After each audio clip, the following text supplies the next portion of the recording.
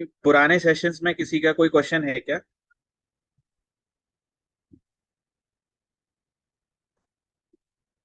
नहीं है तो फिर हम ये नया वाला शुरू करते हैं। स्क्रीन दिखाई दे रही है ना?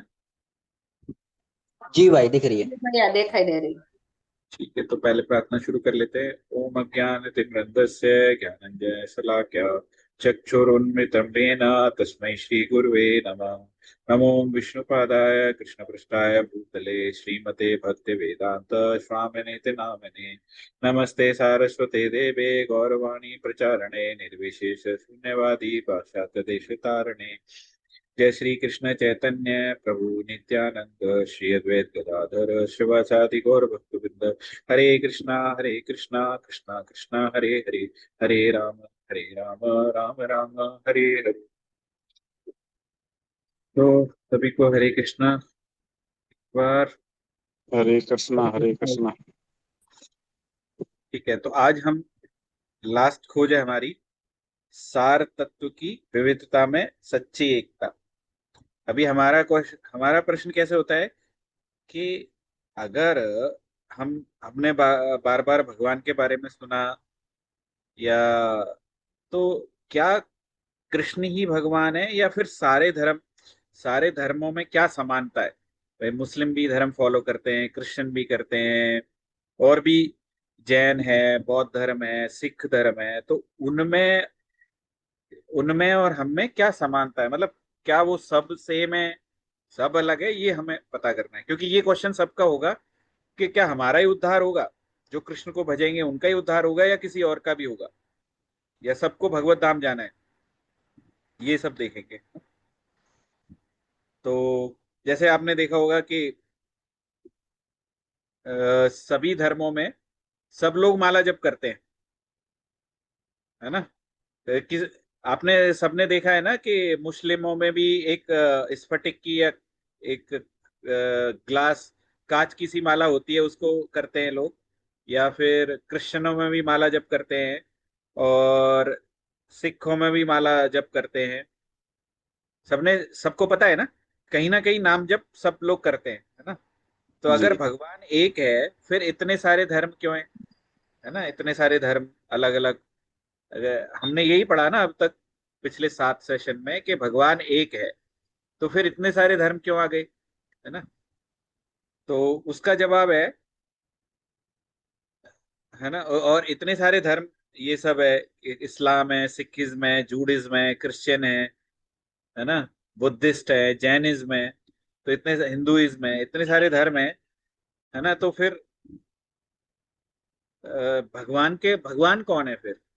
मतलब एक धर्म क्यों नहीं है सारा? तो इसके बारे में हम जानेंगे आगे, है ना? और शीला प्रभुपाद जो हमारे गुरु महाराज है, उनके बारे में जानेंगे।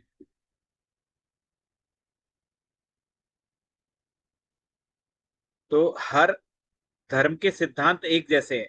हर धर्म में आप किसी न किसी आध्यात्मिक गुरु से संपर्क करते हैं। जैसे अगर क्रिश्चियन में जाएंगे तो चर्च में आपको पादरी मिलेगा, इस्लाम में जाएंगे तो मुल्ला मौलवी मिलेगा, जैनिज्म में जाएंगे तो जैन संत होते हैं, बुद्धिज्म में जाएंगे तो मॉन्क होते हैं, बुद्धों के संत होते हैं। तो हर धर्म में आध्यात्मिक गुरु होते हैं जो आपको गाइड करते हैं। ऐसे ही सनातन धर्म में भी आध्यात्मिक गुरु होते हैं जो हमको गाइड करते हैं। और भगवान, सब सब धर्मों में ये बोला गया है कि भगवान है, एक ही भगवान है, अल्लाह एक है, या जीसस। और जैसे इस्लाम धर्म में बोला है कि अल्लाह एक है, और जो पैगंबर मोहम्मद है वो अल्लाह के दूत है। या क्रिश्चियनिटी में बोला है कि जीसस है और गॉड है, और एक गॉड है, जीसस जो है सन ऑफ गॉड है ना? तो किसी ने अपने आप को भगवान नहीं बोला है, सब बोला है कि भगवान एक है, और उस भगवान के सब बेटे हैं, जो भी पैगंबर हैं या दूत हैं ऐसे। और सबके यहाँ पुस्तकें हैं, कुरान है, बाइबल है, जैनों की पुस्तकें हैं, बुद्धिस्ट में कथाएं हैं। तो सबके यहाँ कथाओं मतलब पुस्तकें के रूप में नियम है कि कैसे जीवन जीना है ना। और सबको बोला जाता है जैसे भाई अल्लाह के पास जाना है, या जी जैसे गॉड के पास जाना है, ऐसे ही हम कहते हैं कि भगवान के धाम हमें वापस जाना है। ठीक है। और सब सभी जगह सभी धर्मों में पाप के लिए मना किया गया है। ठीक है। और पवित्र नामों की महिमा, मतलब सब लोग नाम जप करते हैं, चाहे बुद्धिज्म हो, चाहे जैनिज्म हो, चाहे मुसलमान हो, क्रिश्चियन हो, सभी लोग नाम जप करते हैं, है ना। तो और हर धर्म में ये बोला जाता है कि आप भौतिक सुखों का त्याग करें और संन्यास लें। हाँ, किसने हाथ उठाया है? कुछ पूछना है क्या?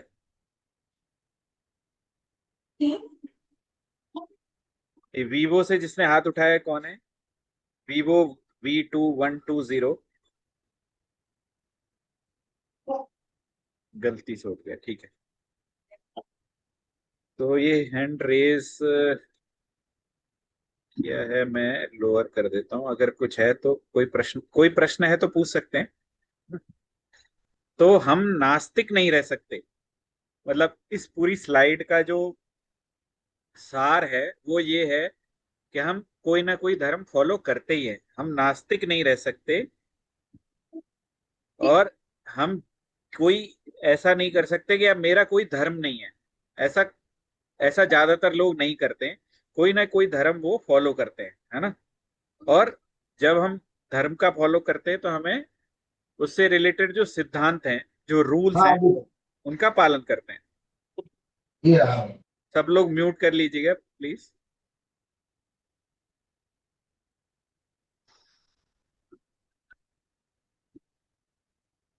तो श्रोताओं के अनुसार, शास्त्र के अनुसार, गणित का तर्क क्या है? 2 - 5। ये अभी हम कैसे इसको कैसे समझ सकते हैं कि जब अगर किसी पहली क्लास के बच्चे को 2 - 5 बोला जाएगा, पढ़ाते हैं क्या कभी हम? पहली क्लास में या दूसरी क्लास में 2 - 5 कभी पढ़ाया जाता है क्या? मैं जवाब का इंतजार कर रहा हूँ आप लोगों के का। नहीं नहीं मिलेगा, ऐसे तो नहीं होता। जबकि धीरे धीरे इसको सुधार। हम 8वीं या 7वीं या 10वीं क्लास में होते हैं तो 2 - पढ़ाया जाता है ना, -3 होता है ना। तो 2 - 5 अगर हम दूसरी क्लास के बच्चे को बोलेंगे, पहली क्लास के बच्चे को बोलेंगे और बोलेंगे कि 2 - 5 मतलब -3, तो वो क्या बोलेगा? टीचर गलत पढ़ा रहा है, यही बोलेगा ना। जी और भैया। यही यही कॉन्सेप्ट अगर हम 8th क्लास में पढ़ाएंगे किसी को, तो वो क्या बोलेगा? हाँ ठीक है, 2 - 5 होता है, मतलब -3 होता है। तो ऐसे ही धर्म में भी क्या है कि जिन लोगों को, अभी आपको अगर सीधा हायर लेवल का धर्म बताया जाए, या फिर आप ऐसा मान लीजिए जैसे कुरान है, कुरान में क्या है कि वो लोग बिल्कुल अनपढ़ और कबीलों में रहने वाले लोग थे जहां से कुरान निकला। तो वहां पे उनको ये तक पता नहीं था कि किसके साथ सेक्स करना है, क्या खाना है, कैसे खाना है, तो इसके और कैसे रहना है, किससे विवाह कर सकते हैं, किससे बच्चे पैदा कर सकते हैं, या कैसे वो स्त्रियों के साथ कैसे रहना चाहिए। तो वो वहां पे उन लोगों की बुद्धि जो थी वो उतनी डेवलप नहीं थी। वो बहुत ही मतलब लोअर ज्ञान के उसमें बहुत लोअर लेवल पे थे। तो उनका जो लेवल उठाने के लिए उनको यहाँ तक कि ये बताया गया कि आपको अपनी बहन के साथ या अपने इस रिलेशनशिप के साथ आपको विवाह नहीं करना है, सेक्स नहीं करना है। आपको अगर खाना है तो जैसे वो अल्लाह को, गॉड, अभी उनको सब्जी वब्जी वहां है नहीं, तो उनको ये नहीं बताया गया कि आप भगवान को ऑफर, बस उनको ये बता दिया कि आप कोई भी जानवर काट रहे हो तो उसको भगवान वो ऑफर कर दो अल्लाह को, अल्लाह के लिए काट के खाओ, या बस अल्लाह का नाम जप करो, और कुछ मत, मतलब एक ही अल्लाह है ना। इस तरह से कुछ कॉन्सेप्ट वहां पे ऐसे दिए गए कि बस मान लो। ठीक है। और हमारे क्या है, हमारे शास्त्रों में, या मतलब हिंदू धर्म के लोग या भारत के लोग इतने उन्नत थे कि उनको वहां पे तर्क वितर्क, तो मतलब आपस में आप तर्क कर सकते हो, ज्ञान ले सकते हो। और तो वहां पे जो सिस्टम बताया गया, वहां वहां पे क्या है, आपको गुरु का चुनाव करने के लिए बताया गया। आप गुरु से शास्त्रीय विद्याएं सीखने के लिए, शास्त्रों को सीखने के लिए, क्योंकि हमारी भाषा भी संस्कृत भाषा जो उच्च कोटि की भाषा थी। तो मैं सिर्फ ये कहना चाहता हूं कि सारे धर्मों में अभी क्या है कि आपके कोई आदमी बिल्कुल मांस भक्षण कर रहा है, जुआ खेल रहा है, शराब पी रहा है, तो आप उसको ये बोलोगे कि भाई तू बिल्कुल शराब छोड़ दे या मांस भक्षण छोड़ दे, तो वो मानेगा क्या? तो आप उसको कुछ नियम बता दो कि यार देखो, मंगलवार को हनुमान जी का वार होता है, इस दिन आपको मांस भक्षण नहीं करना चाहिए, तो उसने सप्ताह में एक दिन छोड़ दिया। या कुछ कुछ और नियम, एकादशी के दिन आपके ये एकादशी तो बहुत हायर लेवल का हो गया। तो ऐसे हम उनको नियम बताते हैं, जैसे कि मान लो अभी मैं डॉक्टर को दिखाने गया, या कोई रोगी आप में से कोई डॉक्टर के पास दिखाने को गया, और बाहर बैठा हुआ है, और डॉक्टर जो है वो अंदर से बोल रहा है, देखो कल से तुम सिर्फ 5 सिगरेट पीना, 5 सिगरेट पीना सेहत के लिए अच्छा होता है। तो आपके दिमाग में क्या आएगा? क्यों भवर भाई, क्या आएगा? यार ये कैसा डॉक्टर है, ये तो 5 सिगरेट पीने की बोल रहा है। ऐसा ही आएगा ना आपके दिमाग में। जी भैया जी। लेकिन वो जिसको बोल रहा है ना, वो एक्चुअली 20 सिगरेट रोज पीता है, इसलिए उसको 5 सिगरेट के लिए बोला गया है। हाँ। ठीक है। तो हमारा स्तर क्या है, हमें वो समझना है। और इसीलिए जो बाकी धर्म है वो बहुत लोअर स्तर के थे, उनको ये भी नहीं पता था कि अपनी बहन से बेटी से विवाह नहीं कर सकते। तो उनके यहाँ उस तरह के नियम है। हमारे शास्त्रों में कहीं लिखा है क्या अपनी बहन बेटी से विवाह नहीं कर सकते? क्योंकि वो हमको पहले से पता है, लेकिन वहां पे उनको ये पता ही नहीं है। तो उनके शास्त्रों में लिखा कि भाई आप कम से कम अपनी बहन और बेटी को छोड़ दीजिए विवाह के लिए। ठीक है। तो ऐसे ही बहुत सारे ऐसे नियम थे, जैसे जानवरों को काट के खाना है तो ऑफर करिए, एक 5वां हिस्सा आप ऑफर करिए, बांटिए, ऐसे उसमें लिखा हुआ है। हमारे यहाँ ऐसे नियम नहीं है। तो वो भी एक ही भगवान को पूज रहे हैं, वो उनको भी वहीं तक जाना है, लेकिन उनका स्तर लोअर है, तो उनको लोअर लेवल पे जाके पढ़ाया गया है, समझाया गया है। ठीक है। हम जब वही जैसे प्राथमिक विद्यालय में ये बच्चा कंफ्यूज हो जाता है, अरे क्या, तो अगर उनको ये वाला जो ज्ञान है जो हम पढ़ रहे हैं, हमारे वैदिक ग्रंथ भगवत गीता भागवतम का अगर ज्ञान उनको दिया तो उनको समझ में नहीं आएगा। इसीलिए उनको लोअर लेवल के एक एक के नहाना चाहिए, खाने से पहले उठ के नहाना चाहिए। हमारे शास्त्रों में ये सब सामान्य नियमों के कोई नहीं लिखा, क्योंकि हमें पहले से पता है। ठीक है। हम हमारा जो चेतना है वो उच्च स्तर की है। और स्नातक में जाएंगे तो ऐसे पढ़ेंगे। अगर यही बात आप उच्च माध्यमिक उच्च विद्यालय में बताएंगे तो वो उसको नहीं समझ में आएगा। Functional x equals to integration of a b, ये नहीं समझ में आएगा उसको, है ना। तो जैसा श्रोता का ज्ञान है ना, वैसे ही मतलब श्रोता का जो दिमाग है, उसी हिसाब से उसको शास्त्र पढ़ाए जाते हैं। तो अभी जैसे इस्लाम में लिखा है, सुअर और कुत्ते को छोड़कर सभी जानवरों को बलि के बाद खाया जा सकता है ना। जबकि क्योंकि वो सुअर और कुत्ते बहुत निम्न स्तर के हैं, तो उनको नहीं खाना चाहिए, ये उनको बताया गया, नहीं तो उन्हें ये भी नहीं पता है। ठीक है। रो तो उससे थोड़ा बेटर है क्रिश्चियनिटी।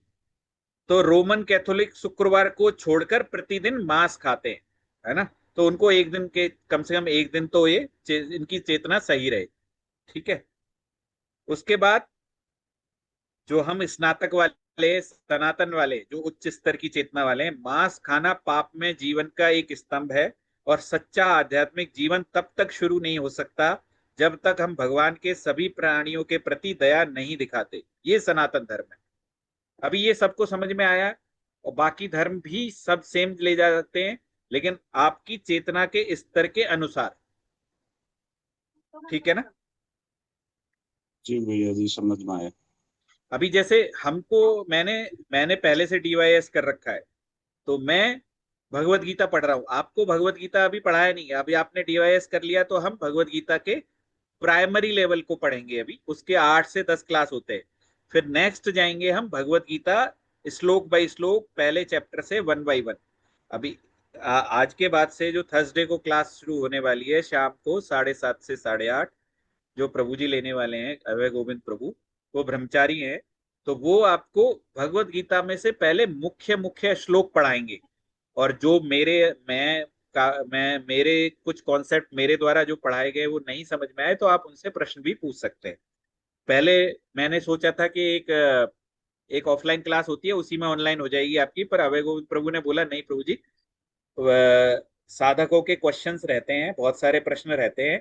तो मैं चाहता हूं कि अगर 20 से 25 लोग हो जाएं तो मैं अलग से उनको टाइम देके उनके प्रश्नों का उत्तर भी दूं और उनको प्रॉपर भगवत गीता सिखाऊं, है ना। तो इसलिए वो क्लास जो है रखी गई। कोई कुछ बोल रहा है क्या? अच्छा, इस्लाम धर्म कितना पुराना है? ज्यादा से ज्यादा 1300-1400 साल हाँ, का है ऐसे। ठीक है। इतिहास और में होता ईसाई धर्म 2000। अभी ये हम ईसा भाई। बाद चल रहे हैं, ईसा पूर्व। तो ईसा बाद अभी 2025 साल पहले ही ईसा मसीह का जन्म हुआ। तो ईसाई धर्म है 2000 साल पुराना, है ना। और बौद्ध भाई धर्म है। धर्म नहीं, आपकी आवाज नहीं और आ रही मत। भैया, क्या बोल रहे हैं? मैं कह रहा हूँ भाई, अब आ रही क्या आवाज? हेलो। हाँ, थोड़ी आ रही है, हाँ आ रही है। हाँ, मैं ठीक। कह रहा हूँ मनीष भाई, ये सब पंथ और मजहब है ना, धर्म तो केवल सनातन है। हाँ मतलब अभी क्या है कि हम शब्दों पे नहीं जाते हैं, आप सही कह रहे हैं। ये सिर्फ क्या है, जैसे जैसे मेरे पास 5 लोग आए, अब उनका बुद्धि उतना नहीं है। जैसे मेरे पास 5 छोटे बच्चे आए, उनको बुद्धि नहीं है, तो मैं सीधा सनातन से शुरू नहीं कर, पर उनको बोलूंगा आप साफ सफाई से नहाओ, खाओ, सुबह उठने के जस्ट बाद ब्रश करो, नहाओ, फिर भगवान को प्रणाम करके, अब उनको मंत्र नहीं बोलने को बोलूंगा, जैसे कोई मंत्र बोलते हैं तो भगवान का भजन कैसे, बस उनको हाथ जोड़ने की। तो वैसे ही है। तो हैं वो सब पंथ ही। लेकिन अभी क्या है, अगर उनको पंथ बोला तो फिर एक नया किसी को धर्म समझाना पड़ेगा किसी। अभी मान के चलिए कि जो भी आप समझते हैं इस्लाम, ईसाई और बौद्ध धर्म या पंथ, ये सब अभी कितने साल पुराने हैं? 1300, 2000, 2500 वर्ष, है ना। और जी। भगवान ने जो अर्जुन को भगवत गीता बोली 5000 साल पहले, मतलब उससे पहले भी हमारे, और हमारा अगर हमारे वेदों से देखें तो हमारे 4 युग तो पहले से ही हैं। और चारों युग, अभी जैसे कलयुग की उम्र है 3 लाख, तीन 3 लाख लाख चालीस, बत्तीस हजार 3,32,000 है। 40,000 शायद। हाँ। हाँ, और उससे पहले वाला युग उसका डबल है, 6,64,000। और उससे पहला युग उससे भी डबल है। तो ऐसे करके हर युग बनता है। तो हमारा जो सनातन धर्म है जिसका रेफरेंस वेदों में इतने सालों पुराना है, तो ये मतलब सनातन मतलब जो कभी शुरू ही नहीं हुआ, जो कभी खत्म नहीं होगा। खत्म नहीं होगा, आदि हाँ। अनंत।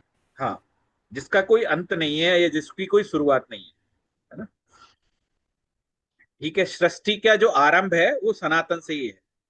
तो इस तरह से ये पूरा जितने भी धर्म आए, तो हमें हमें किसकी तरफ जाना है? जो जो उच्च स्तर का धर्म है।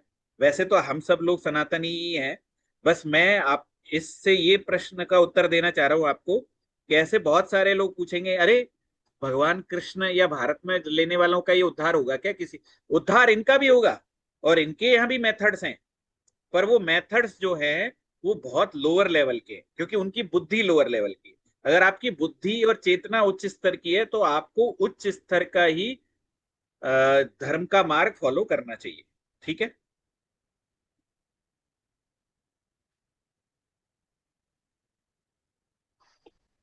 तो सनातन धर्म और इस्लाम धर्म में एक हमारे जो प्रभुपाद से, उनके गुरु महाराज थे भक्ति सिद्धांत सरस्वती ठाकुर। और भक्ति सिद्धांत सरस्वती ठाकुर के गुरु महाराज थे भक्ति विनोद ठाकुर। ठीक है। तो भक्ति विनोद ठाकुर ने, आप सब लोग अगर वृंदावन जाएंगे तो वृंदावन में जो राधा कुंड है ना, वो पूरा गौड़ीय संप्रदाय का ही भरा, मतलब वहां पे बहुत सारे गौड़ीय संप्रदाय के चिन्ह आपको मिलेंगे। ये सब बंगाली गुरु हैं, भक्ति विनोद ठाकुर, भक्ति सिद्धांत सरस्वती ठाकुर और शिला प्रभुपाद। ये गौड़ीय संप्रदाय की जो स्थापना है वो चैतन्य महाप्रभु मतलब उसमें बड़े संत थे और वो भगवान का अवतार ही माने जाते हैं। चैतन्य महाप्रभु जो बंगाली थे, लगभग 1500 1550 के आसपास उनका जन्म था। तो जैसे भक्ति सिद्धांत सरस्वती विनोद ठाकुर ने एक पुस्तक लिखी है जैव धर्म। उसमें उन्होंने बताया है कि अक्सर हिंदू धर्म में व्यक्तिगत आत्मा आत्मा को हम जीव बोलते हैं, ठीक है। तो हम जीवात्मा है, बेसिकली जीव या आत्मा या जीवात्मा कुछ भी बोल लीजिए। इस्लाम में उसको रूह बोलते हैं, ठीक है। आध्यात्मिक चित्त है ना, मन जो है हमारा, आध्यात्मिक रूप से उसको चित्त बोलते हैं। और इस्लाम में मुजर्रद बोलते हैं। भौतिक अचित मतलब जो शरीर है उसको भौतिक शरीर बोलते हैं हमारे यहाँ, और इसमें इस्लाम में उसको जिस्म बोलते हैं। चेतन मुक्त आत्मा, मुक्त जीव, तो यहाँ पे बोलते हैं रूह मुजर्रद। बुद्ध आत्मा, बद्ध आत्मा, जो जो आत्मा जो है वो बद्ध है, मतलब बंधी हुई है। वो हम बद्ध जीव है एक्चुअली, जो धरती पे है हम बद्ध जीव है। तो उसको रूह तरकीबी बोलते हैं वहां पे, है ना। तो अशुद्धता या अज्ञानता को मल बोलते हैं, यहाँ पे मल फुट बोलते हैं। आध्यात्मिक जगत पराव्योग, आलम अल मशाल, और भगवान का प्यार प्रेम इश्क बोलते हैं वो लोग। और भगवान ईश्वर वो खुदा या अल्लाह बोलते हैं। तो आत्मा ईश्वर की शाश्वत सेवक है।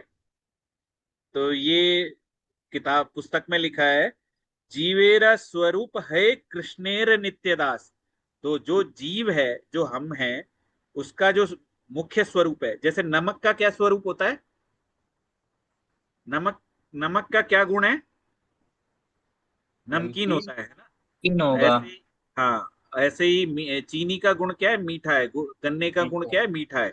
तो ऐसे ही मीठा। जीव का जो गुण है या स्वरूप है, वो कृष्ण का नित्य दास होना, ये स्वरूप है, चाहे वो माने या ना माने, ठीक है। ये शास्त्र कहते हैं।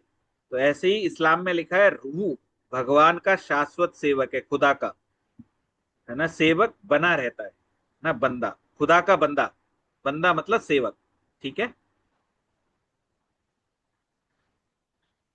क्या सभी धर्म एक ही बात करते हैं, है ना। काजी ने उत्तर दिया, जिसे आप जीव कहते हैं, व्यक्तिगत आत्मा, उसे हम रूह कहते हैं। यह रूह दो स्थितियों में पाया जाता है, रूह मुजर्रद चेतन मुक्त आत्मा, और रूह तकरीबी बद्ध आत्मा, ठीक है। जि, जिसे आप चित्त कहते हैं उसे हम मुजर्रद कहते हैं। जिसे आप पदार्थ मतलब भौतिक कहते हैं उसे हम जिस्म कहते हैं। मुजर्रद समय और स्थान की सीमाओं से परे है, जबकि जिस्म समय और स्थान के अधीन है। मतलब जो आत्मा है, ये इस्लाम में लिखा है, और हमें हमें सनातन का पता ही है। आत्मा जो है वो किसी भी समय और स्थान पर जा सकती है, किसी भी समय में होती है, किसी भी स्थान पर, कोई उसको सीमा नहीं है। ऐसे लेकिन शरीर जो है उसकी सीमा है, वो हर जगह नहीं जा सकता, हर समय में नहीं हो सकता। तो रूह तरकीबी या बद्ध जीव के पास एक भौतिक दिमाग है जो अज्ञान और इच्छाओं से भरा हुआ है। ये कुरान में लिखा है, और हमारे हम भी जानते हैं, सनातन में भी लिखा है कि आ, हमारा जो आत्मा है वो बद्ध है। बद्ध किससे है, अपनी इच्छाओं से। एंजॉय में सेंस ग्रेटिफिकेशन बोलते हैं, मतलब अपनी इच्छाओं को पूरा करने के लिए, अच्छा देखूं, अच्छा सूंघूं, अच्छा खाऊं, अच्छा सुनूं, है ना। तो ये हमारा, हम अपनी सेंस को ग्रेटिफाई करते, इंद्रियों की इंद्रियों की संतुष्टि के लिए हम जीवन में लगा देते हैं अपना पूरा जीवन। और वैसे ही मुस्लिम में भी लिखा हुआ है, रूह मुजर्रद मतलब मुक्त जो आत्मा जो है, इन सभी दूषित सब पदार्थों से शुद्ध और अलग है। वे आध्यात्मिक जगत में रहते हैं, जिसे आलम अल मशाल के नाम से जानते हैं, है ना। आलम अल मशाल हमारे यहाँ भगवत धाम है, भगवान कृष्ण का धाम, गोलोक धाम, गोलोक वृंदावन, ठीक है। तो यहाँ भी वही है और हमारे यहाँ भी वही है।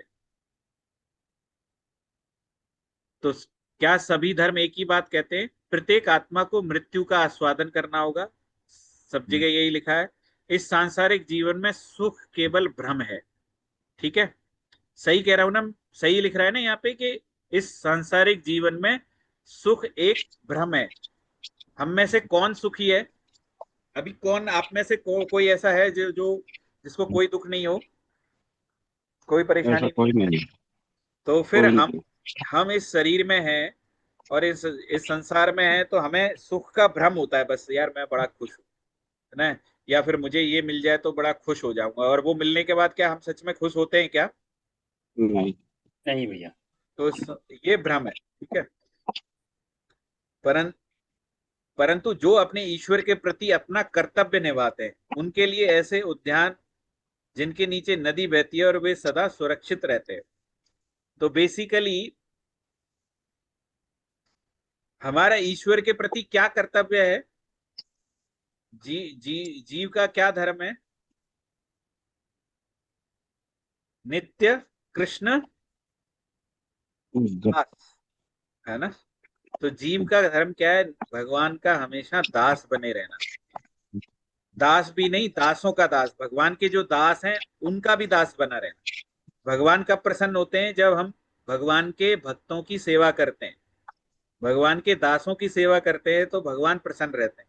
तो हमें क्या बनना है? भगवान के दासों का दास बनना है, ठीक है।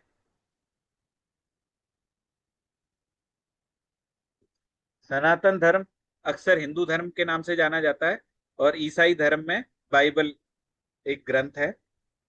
तो सनातन धर्म कहता है, जो हमारे धर्मों शास्त्रों में लिखा है, भगवान कृष्ण ने अर्जुन से भगवत गीता 15.6 में बोला है, वह मेरा परम धाम ना तो सूर्य या चंद्र के द्वारा प्रकाशित होता है, और ना ना अग्नि या बिजली से। जो लोग वहां पहुंच जाते हैं वे इस भौतिक जगत में फिर से लौट कर नहीं आते। ये भगवान खुद कह रहे हैं कि एक बार जीव यहां से वहां पहुंच गया तो कभी लौट के नहीं आता, और वहां पे सूर्य और चंद्र का कोई बंदिश नहीं है। भगवान भगवान का धाम में कोई भी प्रकाश जो है वो भगवान की खुद की ऊर्जा से प्रकाशित होता है, ना कि सूर्य चंद्र से, है ना। और श्वेतांबर उपनिषद श्वेता सवत्र श्वेता नहीं नहीं, मैं गलत बोला। श्वेता सवत्र उपनिषद है, उसमें 6.14 में लिखा है, वहां ना तो सूर्य चमकता है, ना चंद्रमा, ना तारे, ना ये बिजली, यह अग्नि तो बिल्कुल नहीं। वह स्वयं चमकता है, उसके पीछे सब कुछ चमकता है, उन्हीं के प्रकाश से यह सब प्रकाशित होता है। तो ये उपनिषद का जो श्लोक है और इससे पहले वाला जो भगवत गीता में भगवान ने बोला, इसका मतलब सेम निकल रहा है ना, दोनों का मतलब। हरे कृष्णा। जी भाई। जी भाई। जी भैया। अभी ये बाइबल का कोई रेविलेशन करके जो है, यहाँ पे क्या लिखा है, वहां कोई रात ना होगी, और उन्हें ना तो मोमबत्ती की जरूरत है ना ही सूरज की रोशनी। भगवान उन्हें प्रकाश देता है और वे हमेशा और हमेशा के लिए शासन करेंगे। सेम मतलब हो गई। भगवान वहां पे हमेशा शासन करते हैं, तो वो उनका चिर धाम है, शाश्वत धाम है, ठीक है। मैं तुमसे पूर्ण रूप से व्यावहारिक तथा दिव्य ज्ञान कहूंगा, ये भगवान अर्जुन को बोल रहे हैं 7.2 में, कि अब मैं तुमसे पूर्ण रूप से व्यावहारिक तथा दिव्य ज्ञान कहूंगा, जिसे जान लेने पर तुम्हें जानने के लिए और कुछ शेष नहीं होगा। बहुत सारे लोग भटकते रहते हैं, कोई वेद पढ़ रहा है, कोई वेदांत पढ़ रहा है, कोई ये पढ़ रहा है, वो पढ़ रहा है, वहां से ज्ञान बटोर रहा है, शिव पुराण पढ़ रहा है, ये पढ़ रहा है। भगवान भगवत गीता में खुद कह रहे हैं कि अब मैं तुमसे पूर्ण रूप से व्यावहारिक तथा दिव्य ज्ञान कहूंगा, और इसको जान लेने के बाद तुम्हें कोई और चीज जानने की जरूरत ही नहीं है। इतना बड़ा ग्रंथ है भगवत गीता, है ना। यहाँ पे बाइबल में यीशु ने बोला है, बहुत कुछ है जो तुम्हें मुझसे कहना है, सॉरी मुझे तुमसे कहना है, लेकिन तुम इसे अभी सहन नहीं कर सकते। जैसा मैंने कहा ना कि बहुत ज्ञान है, काइंड ऑफ भगवत गीता है, लेकिन अभी तुम्हारी समझ इतनी नहीं है कि मैं तुम्हें इतना बता सकूं, तो इसलिए मैं तुम्हें अभी कम ही बता रहा हूं, ठीक है। तो विभिन्न धर्म है। कोई कुछ बोल रहा है क्या? अमित भाई कुछ बोल रहे हो क्या? नहीं भैया, मैं नहीं बोल रहा हूँ, कोई और है। ठीक है। तो विभिन्न धर्म है और सबका संदेश एक ही है, भगवान एक ही है, और हमें वहीं जाना है, और हम भगवान के दास हैं। और जो हमारे भगवान के द्वारा बनाए हुए नियमों से हमें जीवन जीना चाहिए, और भगवान का भजन करते रहना चाहिए, जिससे कि हम भगवत धाम वापस जा सकें। वेदों में सत्यापन योग्य और अकल्पनीय जानकारी की गहराई अन्य शास्त्रों की तुलना में कहीं अधिक है। तो जो वैदिक ज्ञान है वो ज्यादा डीप है और ज्यादा गहरा, मतलब डीप है, गहरा है और उच्च स्तर का है ना। तो उसकी हम और कहीं किन्हीं शास्त्रों से, जैसे बाइबल, कुरान या बाकी ग्रंथों से, हम उसकी तुलना नहीं कर सकते, मतलब उससे ज्यादा गहरा है। होली बाइबल, बाइबल क्या कहती है? भगवान ने कहा प्रकाश होने दो और वहां प्रकाश था। ठीक है।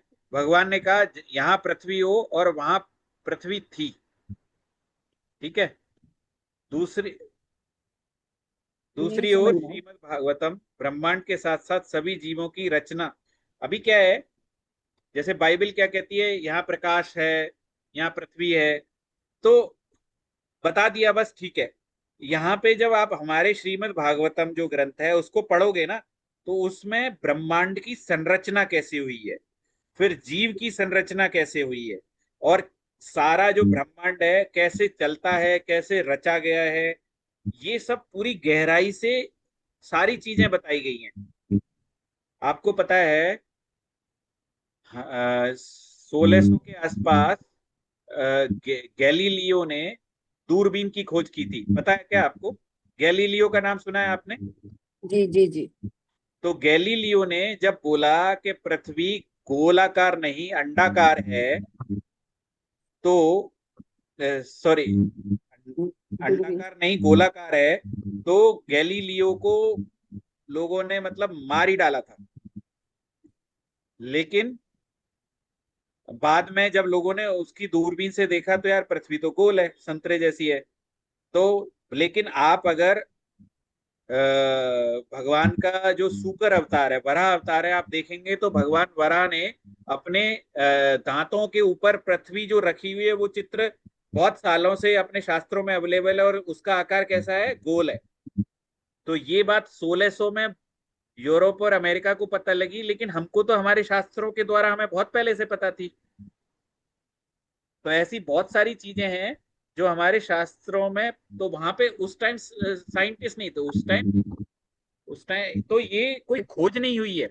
अभी आजकल एक कॉन्सेप्ट चलता है, मैंने बताया भी था डीवाईएस में, कि एक पृथ्वी, एक गोला जो निकला किसी उससे, और पृथ्वी उससे अलग हो गई और पूरे ब्रह्मांड की संरचना हुई। ऐसा कभी हो सकता है क्या?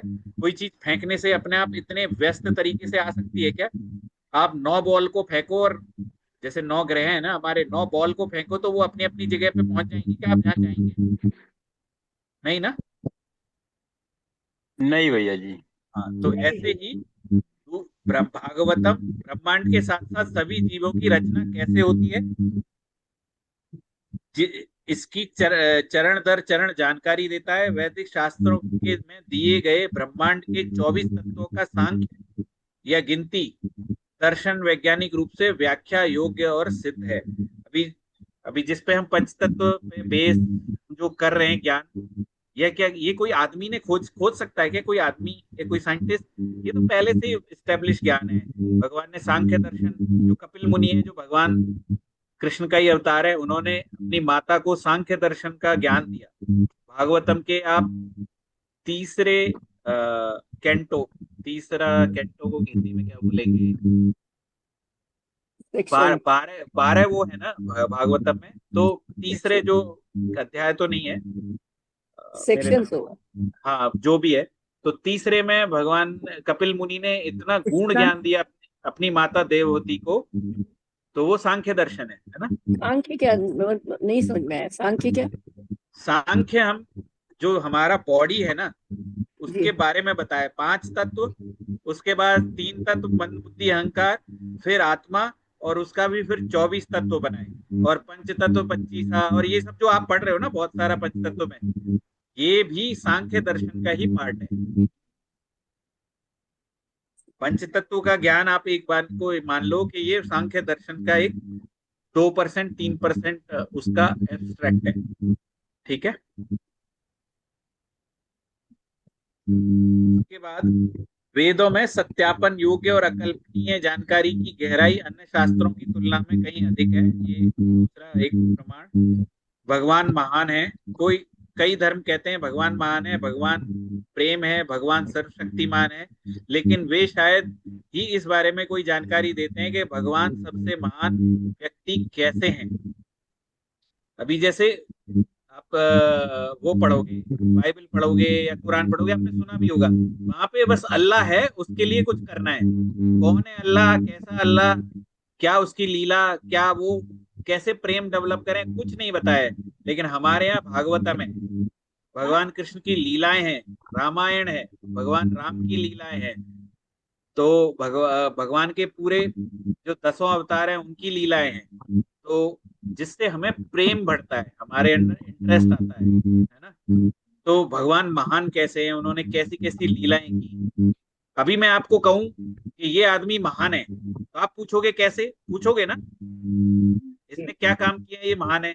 और मैं कहूँ नहीं नहीं, बस मान लो ये महान है, तो आप मान लोगे क्या? नहीं। मानोगे तो डिफिकल्टी आएगी ना आपको मानने में। लेकिन हमारे सनातन धर्म में भगवान की लीलाएं, एक एक लीला, माधुर्य लीला, श्रृंगार लीला, और कितने सारे राक्षसों के मारने की, विध्वंस की लीला, इतनी सारी लीलाएं भगवान ने भक्तों के साथ प्रेम दिखाया है।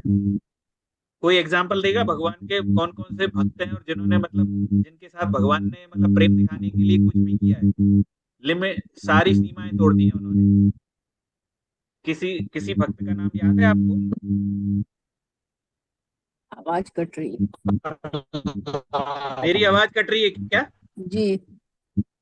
कैसे कैसे एक, मेरी आवाज तो नहीं भैया जी, आपकी आवाज नहीं कट रही है। हाँ, आवाज कट रही थी। विजय सुतार नाम से जो है ना, वहां से बहुत साउंड आ रहा है। विजय कौन? सुतार नाम, किससे आ रहा है? विजय सुतार नाम से साउंड आ रहा है बहुत ज्यादा। विजय सुतार जी, म्यूट कर दिया मैंने। हाँ अब आवाज सही हो गई। हाँ, वो दूसरों की आवाज थी, मेरी ठीक थी। हाँ, ठीक है, विजय सुतार जी आप म्यूट रखिए। तो हम कहाँ थे, मैं क्या आपने कह, क्या हाँ पूछा अभी? हाँ, तो मैं ये कह रहा था कि यहाँ पे लिखा है कि भगवान की लीलाएं और प्रेम, ऐसे भगवान ने बहुत सारे भक्तों के साथ अपना प्रेम दिखाया है और अपनी सीमाएं पार करके प्रेम दिखाया है। तो किसी भक्त का नाम याद है आपको? कोई सुदामा। बताए? मीराबाई, सुदामा। सुदामा, जी संत रैदास जी, नरसिंह मेहता, नरसिंह मेहता, मीराबाई। हाँ, मीराबाई, कबीरदास जी, भक्त प्रहलाद, है ना। और एक ध्रुव बलि जी। महाराज। बलि महाराज तो राक्षस थे, आपको पता है ना। ये जी चातुर्मास की स्टोरी पता है क्या आपको? चातुर्मास में भगवान सोने चले जाते हैं, अभी हाँ, भगवान उठेंगे देवउठनी 11 को। ये स्टोरी पता है क्या आपको? स्टोरी जी नहीं जी पता पर पता है ऐसे। भगवान भगवान के 52 अवतार के बारे में जानते हैं आप? सुना है 52 अवतार? सुना है भगवान ने पर। जी भगवान ने पता है। जी जी। भगवान ने 52 अवतार लिया। और बलि महाराज क्या है, बहुत बड़े दानी थे, राक्षस थे लेकिन बहुत बड़े दानी थे। अब दान कर करके उनका उनका जो प्रताप है वो बढ़ रहा था। तो भगवान ने उनका प्रताप कम करने के लिए भगवान ने 52 रूप रखा और बलि महाराज के पास गए और बोला कि मुझे 3 पग भूमि चाहिए। उनके गुरु शुक्राचार्य ने मना किया कि आप ये विष्णु हैं, इनको मत दो, ये छल करने आए। लेकिन उन्होंने बोला मैंने संकल्प कर लिया है, मैं तो दूंगा। तो 2 पग भूमि में उन्होंने, भगवान ने पूरा ब्रह्मांड नाप लिया। अभी तीसरा पग कहाँ रखें? भगवान ने पूछा अभी तीसरा पग कहाँ रखूं? तो बलि महाराज ने अपना सर दे दिया कि आप यहाँ रख लीजिए। तो भगवान ने तीसरा पग उनके सिर पे रखा। और भगवान उनकी भक्त या दानवीरता से इतने प्रसन्न हुए, तो उन्होंने वर मांगने को कहा। तो बलि महाराज ने अपना जो उनका जो भूलोक है, द्वारपाल। पाताल लोक है, उसका द्वारपाल, भगवान ने बलि महाराज का द्वारपाल बनना स्वीकार किया।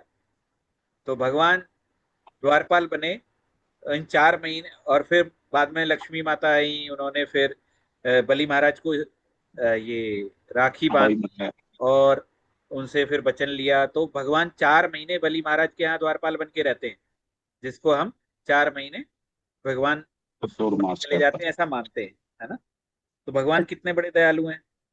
ऐसी अगर ऐसी प्रेम की और दया की कहानी आप सुनेंगे भगवान की लीलाओं की, तो आपके मन में भगवान के प्रति प्रेम जागेगा या नहीं? या मैं बोल दूं बिल्कुल कि भगवान है बस मान लो? कोई मानता है क्या, मानेगा क्या? तो ये नहीं। उच्च स्तर का जो ज्ञान है, वैदिक ज्ञान, ये हमारे ग्रंथों में ही है। अल्लाह या जीसस ने जो गॉड बताया उनके बारे में डिटेल नहीं है कुछ भी, बस गॉड है, गॉड को नाम याद रखो, अल्लाह का नाम याद रखो, बस प्रेयर करो, अल्लाह का नाम। वो लोग बार बार भूल जाते हैं, इसीलिए उनको 5 प्रेयर बताई कि ये 5 प्रेयर करो इस टाइम। हमारे यहाँ क्या है, बस हमारे यहाँ कोई टाइम ही नहीं बताया, हम प्रेयर करते रहना चाहिए, हमारे यहाँ ये बताया। तो वहां पे नियम इसलिए बताए गए कि वो लोग, उनका जो चेतना का स्तर है वो लो है, निम्न है, इसलिए वहां पे ऐसे चलाया गया। पर एक ही काम वहां पे भी वही भगवान का संदेश है और यहाँ पे भी। तो अभी क्या है, जैसे हम पॉकेट डिक्शनरी होती है ना, कि एक जेब में डिक्शनरी रख लो और इससे अंग्रेजी आ जाएगी, तो ये बाकी जो बाइबल है, कुरान है, तंख करके एक है, बुद्धिस्ट त्रिपिटका या वेस्टा, ये अलग अलग धर्मों के ग्रंथ हैं। ये पॉकेट डिक्शनरी है, आपको समझ में ना आए तो जीवन में क्या करना है ये इनसे मिल जाएगा। लेकिन बड़ी डिक्शनरी जो है, चैम्बर डिक्शनरी, जो लाइब्रेरी में आप रख सकते हैं, वो है होली वेदास, हमारे सनातन धर्म के ग्रंथ, है ना।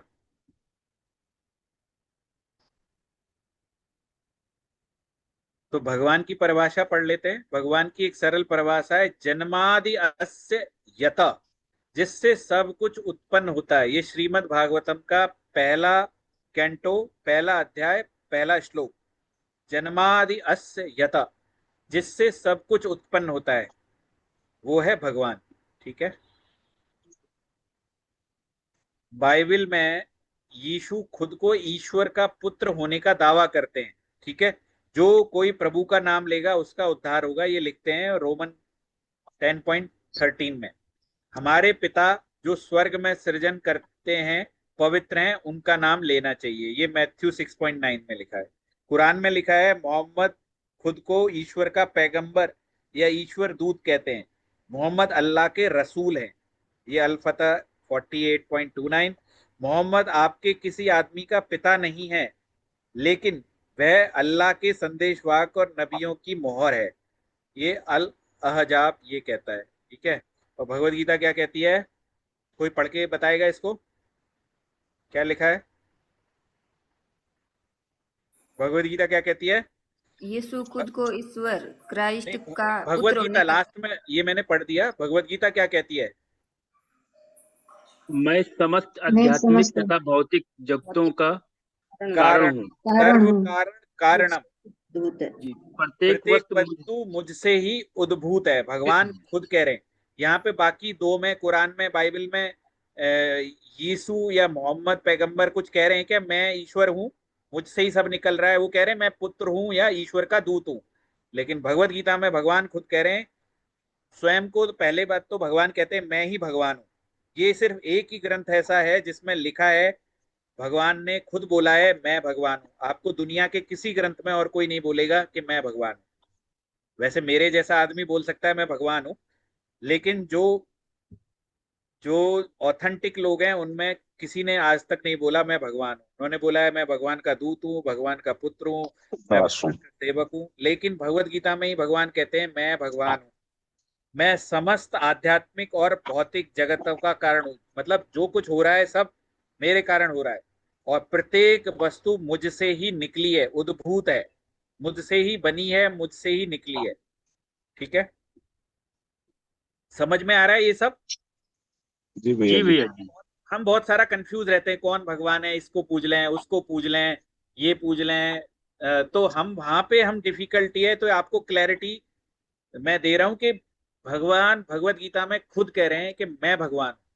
भगवान ये नहीं कह रहे मैं दूत हूं, मैं सेवक हूं, मैं ये हूं वो हूं। भगवान कह रहे हैं मैं भगवान का दूत हूं। जब आप भगवत गीता की क्लासेस लेंगे तो सबसे पहले आपको समरी भी बताई जाएगी, भगवत गीता का सार, तब आपको और समझ में आएगा। क्राइस्ट ग्रीक शब्द क्रिस्टोस से आया है, और क्रिस्टोस क्राइस्ट शब्द का ग्रीक संस्करण है। क्रस्ट एक संस्कृत शब्द है जिसका अर्थ है आकर्षण की वस्तु। इसलिए हम जब हम भगवान को क्राइस्ट, कृष्ण या कृष्ण के रूप में संबोधित करते हैं, तो हम एक ही सर्व आकर्षक भगवान को इंगित करते हैं। कृष्ण का मतलब होता है सबसे आकर्षित, सबको आकर्षित करने वाले, इसलिए भगवान को कृष्ण बोलते हैं। ऐसे ही क्राइस्ट शब्द का भी ग्रीक में मीनिंग बताया, उसका भी मतलब है आकर्षण की वस्तु। तो क्राइस्ट और कृष्ण, इससे पता लगता है कि शायद एक ही हैं। जब यीशु ने कहा हमारे पिता जो स्वर्ग में सृजन करते हैं पवित्र हैं, उनका नाम भगवान का वह नाम कृष्ण या कृष्ण था। क्राइस्ट, कृष्ण कहने का एक और तरीका है, और कृष्ण कृष्ण के उच्चारण का एक और तरीका है ना। तो यहाँ पे सिमिलैरिटी है कि शायद यीशु कृष्ण को ही संबोधित कर रहे हैं क्राइस्ट या कृष्ण कह के। विभिन्न धर्म उन्हें अलग अलग नामों से पुकारते हैं क्योंकि वे उनके असंख्य गुणों में से एक का महिमा मंडन करते हैं। जैसे भगवान के असंख्य नाम है ना, तो कोई एक नाम वासुदेव, तो वासुदेव के नाम से कृष्ण, राधा, राधा भी कृष्ण का ही नाम है, राम। तो हम जैसा नाम हमारे अंदर आता है, हम वैसा ही भाव आ जाता है ना? तो ऐसे ही भगवान के बहुत सारे नाम है, अल्लाह, जेहोवा, मसीह, यहोवा, वाहे गुरु, एलोहीम, अदोनाई आदि। लेकिन सब एक ही चीज को पुकार रहे हैं, वो है कृष्ण, ऐसा हमारे ग्रंथ कहते हैं। उदाहरण के लिए सूर्य को हम अलग अलग नामों से पुकारते हैं, रवि, दिनकर, भास्कर, सूर्य, आदित्य आदि। लेकिन सभी नाम एक ही वस्तु को संबोधित करते हैं, वो है सूर्य। इसी तरह सभी धर्म केवल एक ही ईश्वर को संबोधित कर रहे हैं, जिसे वे अलग अलग नामों से पुकारते हैं। सबसे महान व्यक्ति होने के नाते भगवान के हजारों नाम हैं। भगवान महान है, ये हम पढ़ चुके हैं ना। 6 अपुलेंसिस भगवान की 6। जी वे पढ़ चुके हैं, 6 गुण है उनमें, ऐश्वर्य और ये सब। जी, तो भगवान की विभिन्न भूमिकाएं हैं इस भौतिक जगत में। वह ब्रह्मांड के निर्माता, पालक और संहारक हैं। वह राक्षसों को नष्ट करते हैं, भक्तों की रक्षा करते हैं और धार्मिक सिद्धांतों को पुनः स्थापित करते हैं। इस जगत से परे, ये तो भौतिक जगत के गुण है, भगवान मतलब काम है। और इस जगत से परे एक दुनिया है, आध्यात्मिक दुनिया। वहां भगवान विभिन्न रूपों में भक्तों के साथ प्रेममयी लीलाओं का आनंद लेते हैं। हमारा भगवान के धाम में हमारा जो है एक रोल है। क्या हम पेड़ बनेंगे, दास बनेंगे, सेवक बनेंगे, माँ बनेंगे, बेटा बनेंगे, सखा बनेंगे, भाई बनेंगे, कुछ भी बनेंगे। तो भगवान जिस जिस रूप में हमें जो जो सेवा देंगे करने के लिए, भगवान एंजॉय करते हैं। कोई भगवान की माँ है तो भगवान बेटा बन के एंजॉय कर रहे हैं, सखा बन के एंजॉय कर रहे हैं सखाओं के साथ। तो ये हमारा, इस जगत से परे हम भगवत धाम जाएंगे तो ये हमारा कार्य होगा। भगवान, हम अगर हम पेड़ बनेंगे तो भगवान हमारे पास रह के आनंद लेंगे, चढ़ेंगे, हमारे नीचे बैठ के भोजन करेंगे, इस तरह से। उपरोक्त विभिन्न भूमिकाओं के कारण कुछ धर्म ईश्वर को न्याय देने वाले, पुरस्कार देने वाले और दंड देने वाले, अनुरक्षक आदि के रूप में प्रस्तुत करते हैं। ये भगवान की अंतिम भूमिका नहीं है। इनकी अंतिम भूमिका केवल अपने शुद्ध भक्तों से प्रेम और सेवा का आदान प्रदान, रेसिप्रोकेशन। जैसे एक माँ और बेटा होता है, तो बेटे को माँ के साथ मजा आता है और माँ को बेटे के साथ मजा आता है। दोनों प्रेम का आदान प्रदान कर रहे हैं अलग अलग रूपों में। माँ बेटे की, ऐसी कौन सी माँ है जिसको बेटे की सेवा, बच्चों की, अपने बच्चों की सेवा करने में तकलीफ होती है? कोई है, होती है क्या ऐसी माँ? हमेशा खुश रहती है सेवा करने में। और बच्चे भी माँ के साथ आनंद उठाते हैं, भले ही डांट खाते हैं, वो सब करते हैं। तो वैसे ही है कि अभी जैसे हम, आप सब बोलेंगे कि यार भगवान भगवान हमारे साथ क्यों एंजॉय करेंगे, क्या जरूरत है, हमको सखा मानेंगे ये। जैसे हम क्या करते हैं, जैसे हम अपने लिए घर बनाते हैं कि नहीं, बहुत महंगा घर। क्या हमें जरूरत होती है अपने महंगा घर बनाने की? हम अपने लिए क्यों, इतना पैसा किसका है उसमें? हमारा पैसा है। और हमने अपने लिए घर बनाया, फिर हम अपने लिए एक बड़ी गाड़ी खरीद लाए, फिर हमने 4 नौकर रख लिए अपने घर में। तो ये सब हमने क्यों किया है? इतना सारा अरेंजमेंट अपने पैसे से हम क्यों करते हैं? भौतिक सुख।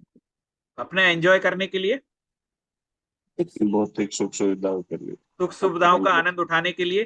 तो ऐसे ही भगवान है, भगवान हमारे साथ एंजॉय करते हैं, हमको कभी अलग अलग रूपों में हमारे साथ एंजॉय करते हैं, ठीक है। और हम भी एंजॉय करते हैं, क्योंकि भगवत धाम में कोई भी कष्ट नहीं है। और ये जो संसार है वो क्या है? दुखालय, दुखालय अशाश्वतम। भगवत गीता में लिखा है ये संसार दुखालय अशाश्वतम है। तो दुखालय में क्या, मंदिर देवालय में क्या मिलता है? शाश्वत सुख। देवालय में देव मिलता है, विद्यालय में क्या मिलता है? विद्या। शिक्षा। है ना। औषधालय में क्या मिलता है? औषधि। औषधि। तो दुखालय में क्या मिलेगा?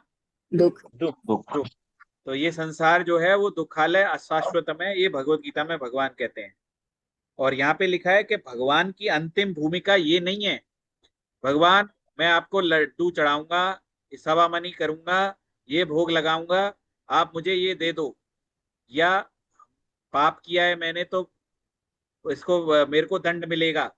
ये भगवान का ये छोटा सा एक काम है भगवान का। लेकिन भगवान का जो सबसे बड़ा और अंतिम भूमिका है वो क्या है?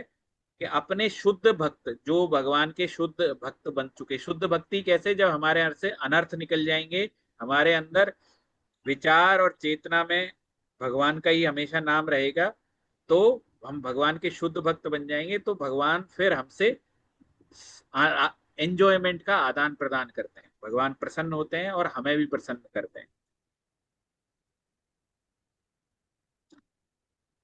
तो पूजा के 4 स्तर हैं। दंड, दंड के डर से हम प्रार्थना करते हैं ना।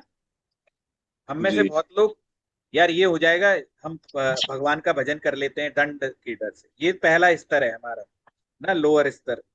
दूसरा है कि हम भौतिक इच्छाओं के लिए, मेरा घर बना दे भगवान, या मेरे को एक 1 करोड़ की नौकरी मिल जाए, या मेरा बेटा यहाँ हो जाए तो मैं आपको ये सवामनी करूंगा, दूध भोग चढ़ाऊंगा।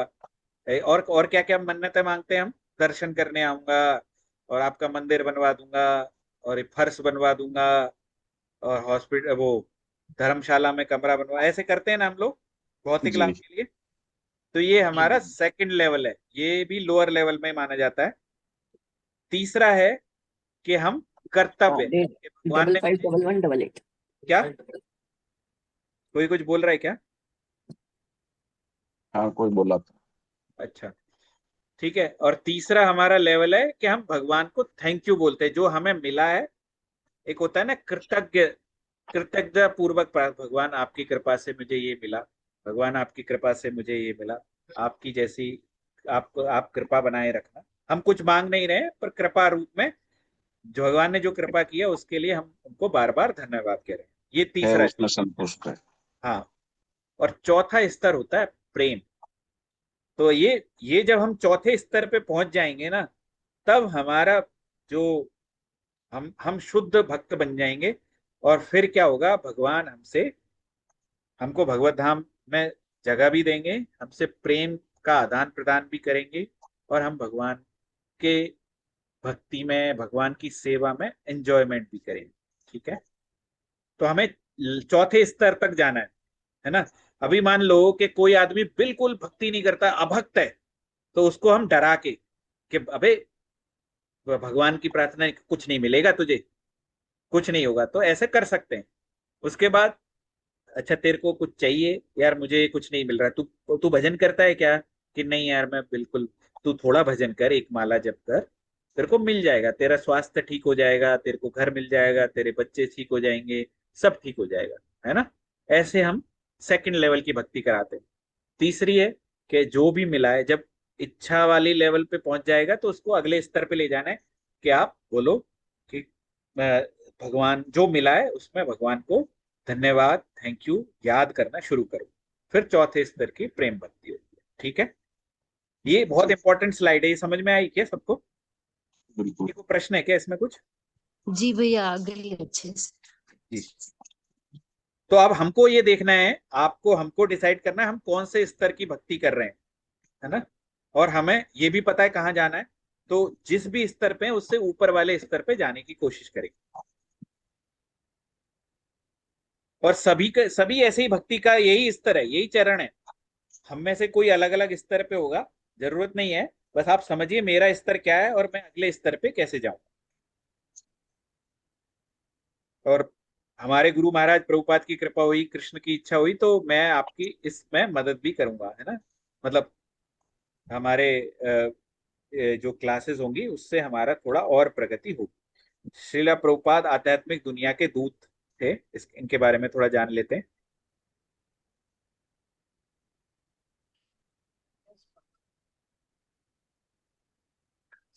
ये आपको आवाज आ रही है क्या? नहीं। नहीं। नहीं आ रही क्या? एक शेयर करो।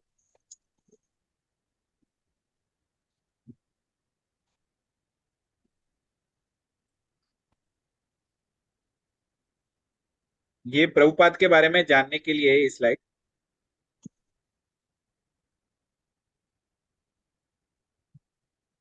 अभी आवाज आ रही है? Bharatvarsha, India's profound culture, तो आवाज आ रही filled with penetrating answers जा to रही है। man's deepest questions, has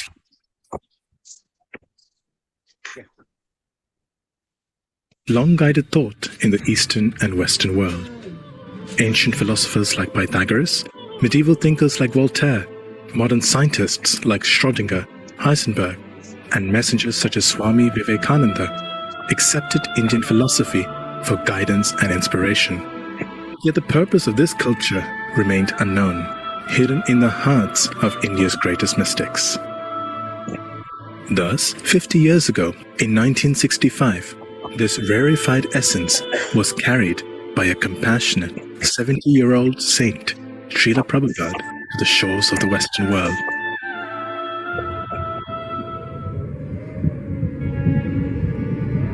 Embarking on this difficult transatlantic voyage, experiencing 2 heart attacks on his 38 days aboard. The pain was so severe. I was attacked by heart attack while on the sea twice. This embodiment of India's sacred teachings set out alone with an impossible wish to spark a revolution of the individual heart, to fill it with purpose in a world of uncertainty, with joy in times of difficulty on an international scale. This gift was the teachings of Bhagavad Gita as it has been practiced for millennia, as it is, along with its original Vedic Krishna conscious culture. By his character and his compassion, Srila Prabhupada's systematic and scientific presentation of Krishna consciousness penetrated the very hearts of all those who heard him. In America, in September 1965, my mission is to preach the philosophy of Lord Chaitanya, chanting Hare Krishna, Krishna Krishna, Hare Hare, Hare Rama, Rama Rama, Hare Hare. And within a mere 3 years of his arrival, a genuinely international society, ISKCON, manifested globally inspiring teachings of Indian A. Arts, such as painting, music, instruments, and exhibitions. B. Books, particularly his magnum opus, the literary and intellectual jewel, Srimad Bhagavatam. C. Cuisine, the entire suite of exotic Indian vegetarian preparations, mastered by generations of cooks and enthusiastically embraced by boys and girls over the standard cow flesh, alcohol, drugs, coffee, tea, and even the onion and garlic. D. Dressing, men with dhoti kurta, women in saris, all with tilak. E. Etiquettes, respect to elders, the saintly, and to God. F. Following the cultural pathway, Sanskriti, for example, introducing the sanctity of Vedic marriage with all its duty and its commitment. G. A God-centric program establishing a personal relationship with the Lord in the form of exquisite deity worship, performed communally with kirtan, distribution of Mahaprasad, and worship. H. A healthy lifestyle with regulation such as rising early in the morning and pure habits such as bathing upon rising. I. Indian ethics, establishing the value from scriptures such as Ramayana and Mahabharata of a life filled with perseverance, tolerance, and humility over personal appearance, education, and wealth. J. Jolly dancing in kirtans to worship the Lord. Srila Prabhupada's teachings were centered on the essence of India's wisdom, that the constant chanting of the Hare Krishna Mahamantra, or as he called it, the great chant for deliverance, was capable of revolutionizing the world. If you kindly become Krishna conscious and chant and dance in ecstasy, emotional love of God, the whole world will follow you and it will be Vaikuntha. There will be no more trouble. Thank you very much.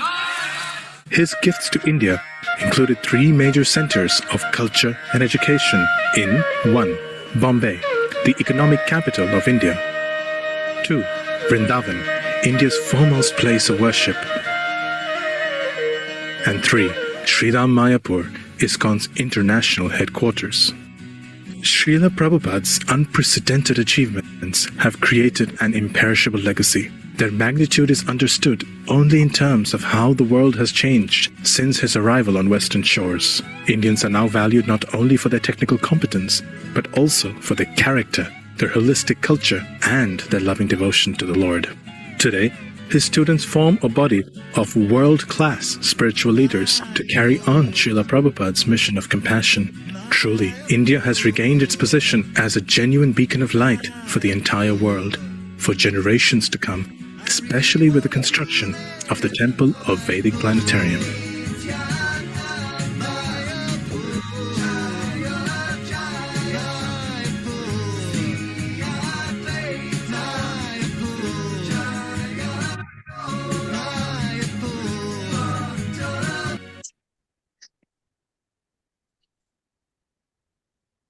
क्या समझ में आया इसमें? समझ में आया ये? जी। ये प्रभुपाद जो थे 70 साल की उम्र में अमेरिका गए थे, 38 दिन जहाज पे, पानी के जहाज पे रह के, एक भी पैसा नहीं था इनके पास। 70 साल की उम्र में हम क्या करते हैं? हम किसी, अमेरिका छोड़ो, हम दूसरे शहर भी जाते हैं क्या अकेले 70 साल की उम्र में? पहली बार अमेरिका गए थे प्रभुपाद, बस उनको अंग्रेजी आती थी, ये अलग बात थी। एक चीज पूछना था, ये जो प्रभुपाद यहीं से इन्होंने पहले से ही मतलब श्री कृष्ण के भक्त थे? हाँ, तो इनका ऐसा है, गौड़ीय संप्रदाय जो है वैसे तो मध्वाचार्य संप्रदाय से आता है, जहाँ पे मध्वाचार्य उनके सबसे बड़े गुरु सन 1100 में रहे, पर गौड़ी उसी में ही लीनेज में आते हैं। इसीलिए मैंने आपको बताया था कि परंपरा से आप सीखोगे ना, आप मेरे से अगर सीख रहे हो तो आपका पहला क्वेश्चन ये होना चाहिए, आप कौन सी परंपरा में हो जो सिखाओगे? तो मैं कहूंगा कि हम श्री संप्रदाय की परंपरा में आते हैं, और ये हमारे गुरु महाराज हैं। मेरे गुरु महाराज ये हैं श्रीला प्रभुपाद। श्रीला प्रभुपाद के गुरु महाराज हैं भक्ति सिद्धांत सरस्वती ठाकुर। सरस्वती ठाकुर के गुरु महाराज भक्ति सिद्धांत विनोद ठाकुर। भक्ति सिद्धांत विनोद ठाकुर के गुरु महाराज बाबा किशोर गौर, बाबा गौर किशोर दास जी महाराज। तो ऐसे करके पूरी लीनेज है। तो ये गौड़ीय संप्रदाय की परंपरा में आता है ISKCON, ठीक है। हाँ, तो ये पहले मतलब इंडिया में स्थापित किए ISKCON की बाहर जाके? हुआ क्या था, अंग्रेजों का जमाना था, और इनके गुरु महाराज भक्ति सिद्धांत सरस्वती ठाकुर जो बहुत बड़े, मतलब वो जज थे, और उन्होंने मायापुर में मायापुर जो नदिया डिस्ट्रिक्ट जो है बंगाल में, मायापुर में चैतन्य महाप्रभु का जन्म स्थान है मायापुर। तो उन्होंने ही खोजा और उन्होंने ही वो मंदिर का निर्माण की नींव डाली मायापुर में। तो ये हालत थी कि भक्ति सिद्धांत सरस्वती ठाकुर जज थे अंग्रेजों के उसमें, और कलकत्ता से मायापुर उनके लिए रोज ट्रेन जाती थी, अलग से अकेले आते थे। इतने इन्फ्लुएंशियल आदमी थे भक्ति सिद्धांत सरस्वती ठाकुर। लेकिन उन्होंने बोला मेरा भक्ति में मन लगता है, मैं काम करूंगा, लेकिन मैं रहूंगा मायापुर में, ठीक है। तो इनके जो तब तक क्या था कि बंगाल में प्रीचिंग होती थी जैसे होती थी, पर जैसे भक्ति सिद्धांत सरस्वती ठाकुर ने प्रभुपाद को आदेश दिया कि आप पाश्चात्य देशों में प्रचार कीजिए। तो अपने गुरु महाराज की आज्ञा लेके 70 साल की उम्र में वो बॉस्टन पहली बार पहुंचे ना, और 7 साल में उन्होंने, मतलब अभी मुझे अब तो याद नहीं कितने मंदिर बने थे, पर अभी करंट में ISKCON के 750 मंदिर है पूरे वर्ल्ड वाइड, है ना। और बहुत इसमें से 101 मंदिर इंडिया में होंगे, उस बाकी मंदिर बाहर है विदेशों में। तो आप ये देखो, जो लोग जिनको सेक्स का नॉलेज नहीं, किसके साथ रहना है, कैसे रहना है, दारू पीना है, सिगरेट पीना है, स्मोकिंग करनी है, ड्रग्स लेने हैं, नहाना नहीं है, ऐसे लोगों को उन्होंने धोती कुर्ता पहना दिया, साड़ी पहनवा दी, उनको भोग भोग लगा के प्रसाद खाना, कीर्तन करना, मतलब कितने लोगों का लाइफ बदला। हम किसी आज मैं आप 20 लोगों को प्रीचिंग कर रहा हूँ, समझा रहा हूँ, कितना मुश्किल काम है किसी को भी समझाना, वो भी दूसरे देश में जाके, और वो भी 70 साल की उम्र में। तो आप सोचो कि बहुत ही महान संत थे, और उनकी ही फॉलोशिप में हम काम करते हैं, मतलब मैं हम लोग भी सीख रहे हैं, उनकी पुस्तकें पढ़ते हैं। श्रीला प्रभुपाद का कहना था, मेरे मंदिर के 10 किलोमीटर के रेडियस में कोई भूखा नहीं सोना चाहिए। तो हर मंदिर में फूड फॉर लाइफ प्रोग्राम चलते हैं, रोज सुबह शाम फूड का वितरण होता है, जितना धन है ना। और आपको पता है मायापुर मंदिर जो है, सबने फोर्ड ट्रैक्टर का नाम सुना है? फोर्ड ट्रैक्टर सब जानते हैं ना, फोर्ड का ट्रैक्टर आता है, फोर्ड का ट्रैक्टर आता है, सुना है ना? फोर्ड हाँ ट्रैक्टर का जो मालिक है, उसने अपने सारे शेयर होल्डिंग बेच के, और उसने 700 करोड़ रुपए मायापुर मंदिर को दान दिया है। मायापुर मंदिर जो लास्ट में नीला नीला सा प्लेनेटोरियम और वो था ना, वो मायापुर मंदिर ही था। हाँ, उसमें पूरा साइंटिफिक, उसमें रिसर्च सेंटर हाँ, वगैरह सब कुछ है। हाँ, वो बहुत ही सुंदर जगह है, कभी जाने का मौका मिले तो जाइए मायापुर धाम, जी। है ना। महा चैतन्य महाप्रभु जो थे, जिनको पता नहीं है उनके लिए बता दूं, चैतन्य महाप्रभु खुद भगवान कृष्ण थे, जो राधा रूप में आए थे। और राधा भाव में, राधा भाव में कैसे? राधा तो भगवान कृष्ण के लिए ही मतलब जी उनका सब जीवन जी जी। समर्पित था। तो भगवान कृष्ण राधा रूप, मतलब राधा भाव लेके कि मैं खुद की भक्ति कैसे सिखाऊं, कैसे, है ना। तो वो राधा भाव में थे, भगवान कृष्ण खुद थे, है ना। और सबको नाम जब, बहुत सारी लीलाएं हैं उनके, चमत्कार हैं, और मतलब कोई उसको ये नहीं कह सकता कि वो भगवान नहीं थे। और सन 1600 में ही आए, और उन्होंने ही हरे कृष्ण महामंत्र दिया। कुछ क्वेश्चंस आपको लोग पूछेंगे कि नहीं, हरे राम पहले आता है, हरे कृष्ण बाद में आता है। शायद गणेश पुराण में लिखा हुआ है ये मंत्र, काफी सारे में, कि हरे राम राम राम हरे हरे, हरे कृष्ण कृष्ण कृष्ण हरे हरे। जबकि हम बोलते हैं हरे कृष्ण कृष्ण इसने कृष्ण पहले, हाँ। हरे हरे राम राम राम हरे हरे।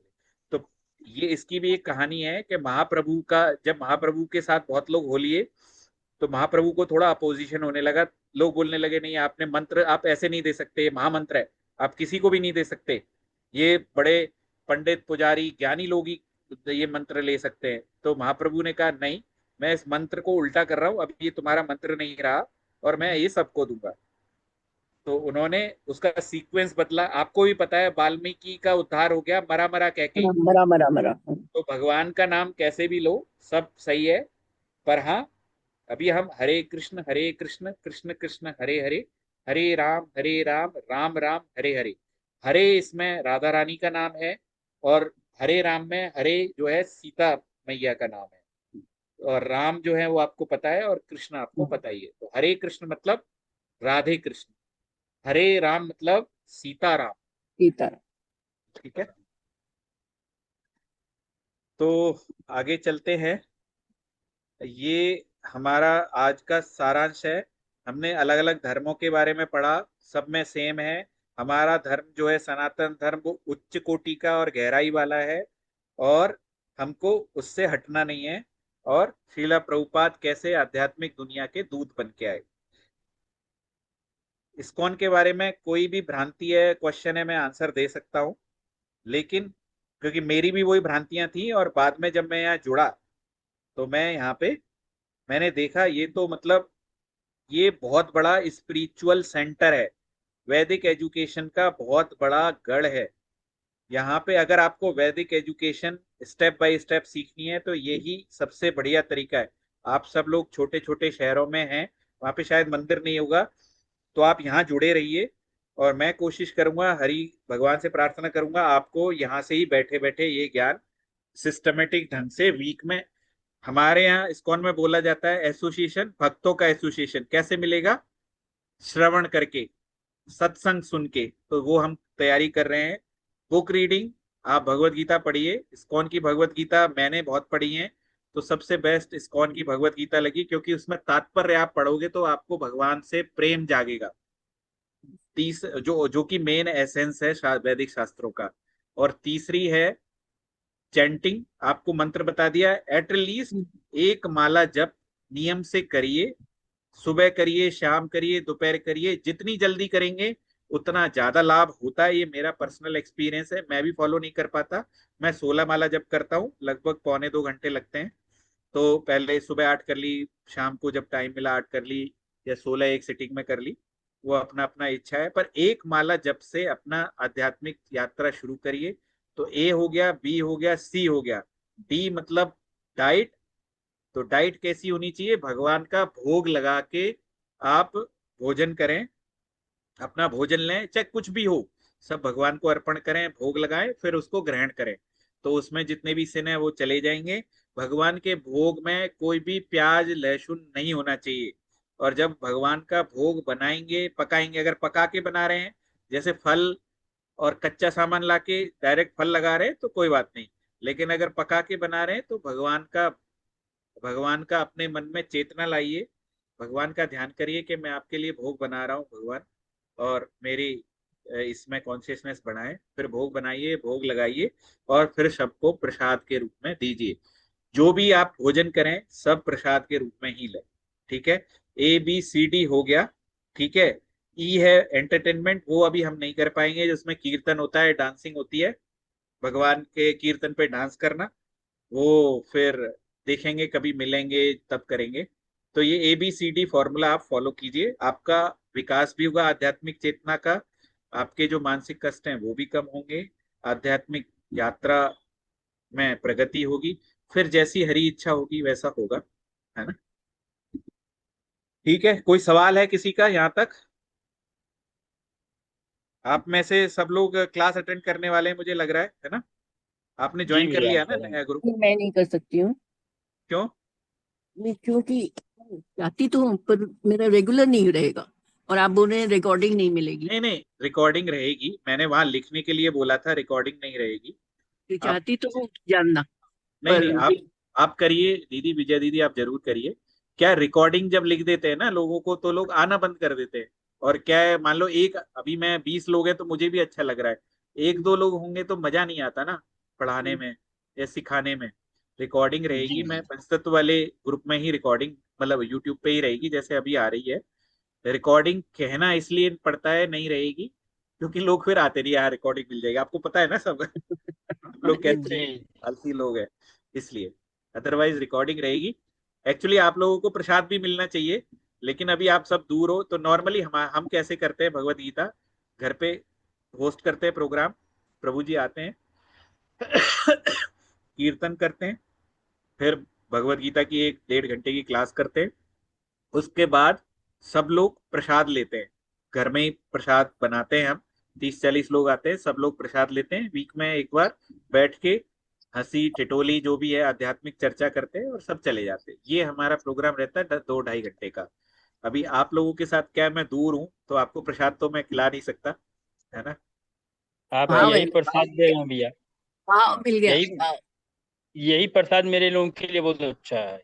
हाँ, नहीं, वो पर जो भाव आप हमको बस लोग, ज्ञान उसका मिल रहा भाव है। ही बहुत है। आप लोग घर में प्याज लहसुन से दूर, शुद्धता से कुछ, अभी अगर आप घर में प्याज लहसुन नहीं तो कम से कम जो फल ला रहे हैं, और आपके घर में लड्डू गोपाल, भगवान का, कृष्ण का विग्रह कुछ तो होगा, तो आप कुछ ऑफर करना शुरू कीजिए और भगवान से प्रार्थना कीजिए कि भगवान मैंने जो सीखा है वो कुछ इंप्लीमेंट कर पाऊं। गुरु महाराज से प्रार्थना कीजिए, और गुरु महाराज आपको सच में मदद करते हैं।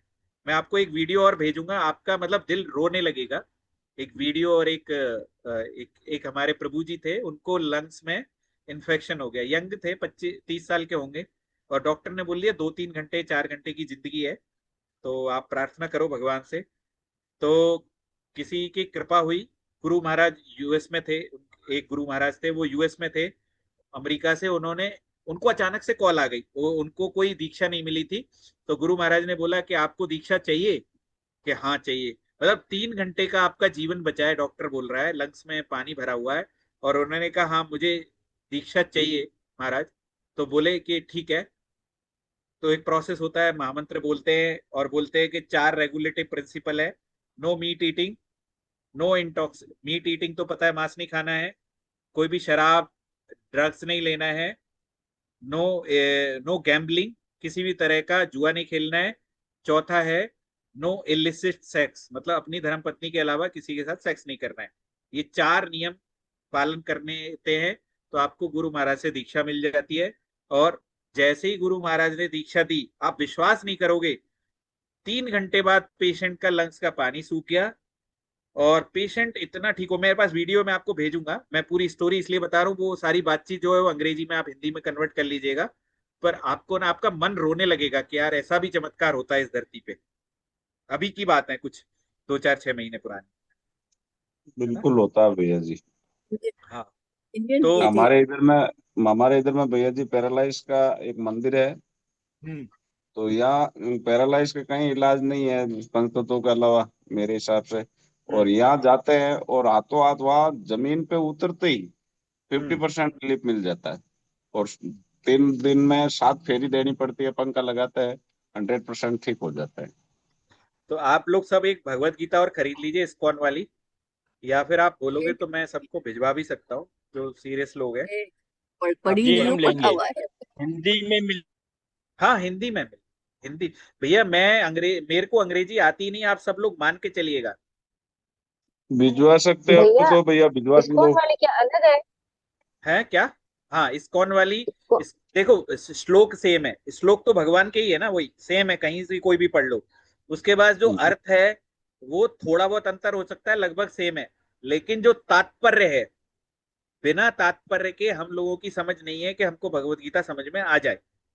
तो जो तात्पर्य है वो बहुत ही अलग है और बहुत ही मजेदार है, क्लासिक है। मेरे को और किसी भगवत गीता में उतना तात्पर्य, उतना जबरदस्त तात्पर्य आपको मिला नहीं।